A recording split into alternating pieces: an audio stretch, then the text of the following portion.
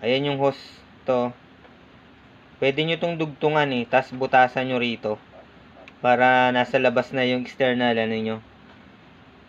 Kaya lang kung bago, huwag nyo munang gagawin kasi mabovoid yung warranty ng printer nyo. Mas maganda kasi kung nasa labas na yung yung waste tank nyo, para pagka medyo napupuno na, pwede nyo itapon.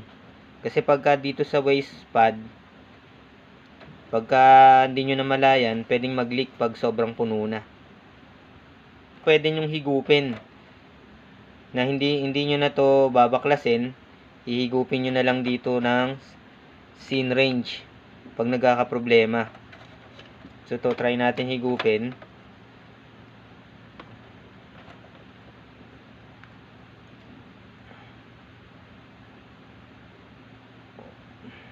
Lumalabas. Ayan, may lumalabas. So ibig sabihin may working pa yung yung ayan, may lumabas. Meron akong ginawa kasi dito, ayaw nang lumabas. So pwedeng sira na yung maaring barado yung head. Talagang sobrang barado na, o sira na yung forge unit. O kaya yung pinaka-capping niya loaded na ng mga alikabok, nanigas na. Kaya hindi na makasipsip ng ink.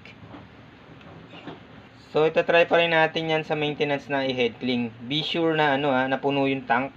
Be sure na maganda pa yung level. Ito medyo Kaya lang yung ink ko